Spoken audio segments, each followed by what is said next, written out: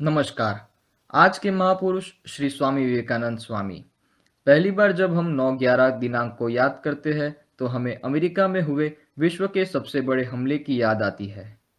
परंतु इसी दिन 1893 में जब एक भारतीय ने विश्व धार्मिक संसद में ऐतिहासिक भाषण दिया, वो क्षण भारत के हर संतान के दिलो दिमाग में स्मरण रहेगी।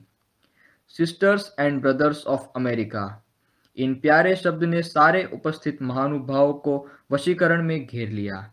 आई have a message to West, as Buddha has message to East. I shall not cease to work. I shall inspire man everywhere until the world shall know it is one with God. कौन है ये इंसान और कैसे ये पूरे विश्व में प्रसिद्ध हो गए? 1863 की मकर संक्रांति के पावक अवधि पर जन्मा ये बालक आध्यात्मिक सचेत के एक नए युग का प्रारंभ करेगा, ऐसा माँ बाप को पहले से ही अंतर्स्फुरणा थी। छोटी छोटी बातों में क्रोधित हो जाते नरेंद्र अपनी माता के शिव स्मरण करने पर ही शांत होते थे। वे भिक्षुक को अपने द्वार से कभी खाली हाथ नहीं भेजते थे। बचपन से ही वे बहुत निडर और साहसिक थे। हमेशा सत्य की खोज में निकल जाते थे। उनका मानना था कि do not believe a thing because you have read it in a book, do not believe a thing because another has said it so, find out the truth for your self, that is realization. विश्वविद्यालय से स्नातक होने के बाद उनकी प्रकृति में बौद्धिकता बढ़ी। तभी वे ब्रह्म समाज के साथ जुड़े। तभी से नरेंद्र हिंदू धर्म में चलती रूढ़िवादी प्रथाओं, सत्य घटनाओं से असंतुष्ट और भगवान की खोज में मजबूत बने। कई लोगों से वे पूछा कि क्या उन्होंने भगवान को देखा है, परंतु किसी ने भी उन्हें संतोषकारक उत्तर नहीं दिया। वे अपना प्रश्न लेकर श्री रामकृष्ण परमहंस जी के पास पहुंचे। उन्होंने उत्तर दिया, yes, I see him just as I see you here, only in a much more intense sense. If one weeps sincerely for him, he surely manifests himself. वे पूरी तरह से रामकृष्ण परमहंस जी के प्रत्युत्तर द्वारा लिए गए। इसी दिन से नरेंद्र ने पूरी तरह से ऋषि के लिए खुद को आत्मसमर्पण कर दिया।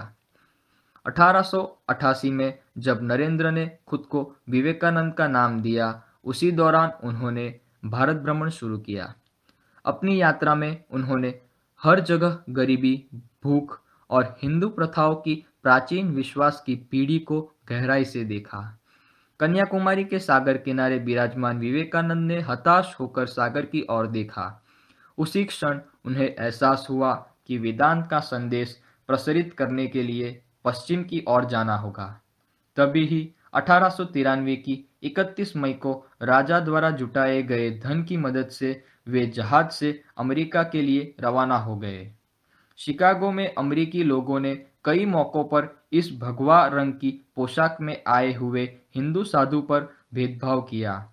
कई कठिनाइयों और प्रयत्नों के बाद उन्हें शिकागो के इस विश्व धार्मिक सांसद के सम्मेलन में हिस्सा लेने का अवसर मिला। सभी धर्म गुरुओं की बात खत्म हो जाने पर स्वामी जी अंत में अपना दायित्व देने सामने आए और शुरू किया sisters and brothers of America. सिर्फ इतने में ही पूरे दर्शकों उनकी वाहवाही चिल्लाने लगी। तकरीबन 4 मिनट के बाद विवेकानंद बोल उठे, as the different streams having their sources in different places all mingle their water in the sea, so, O Lord, the different paths which men take through different tendencies, various thought, they may appear crooked or straight, all lead to the one. Later on, he continued, the Hindu refuses to call you sinners. We are the child of God, the sharer of immortal bliss, holy and perfect beings with divinities on earth sinners. It is a sin to call man so. इस सम्मेलन के बाद स्वामी जी ने विश्व भर के कई देशों में अपने उपदेश प्रदान किए। In his lectures from Colombo to Almora he said, service to humanity is service to God, अर्थात मानव सेवा ही प्रभु सेवा है। भारत में आने के बाद उनके नादुरुस्त स्वास्थ्य के कारण 4 जुलाई 1902 के दिन गंगा के तट पर महासमाधि प्राप्त करते वक्त उनका देहांत हुआ। स्वामी विवेकानंद जी का जीवन हिंदू धर्म के लिए एक पुरस्कार था, सार्वभौमिक शांति की भावना और सभी के लिए एक प्रेरणा, एक समर्पण था।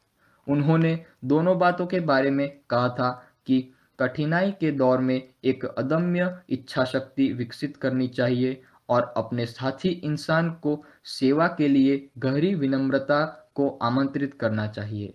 Come, let us together spread his message, inspire a spirit of selfless service within each other. दोस्तों, इसी के साथ आज के महापुरुष की बात समाप्त हुई।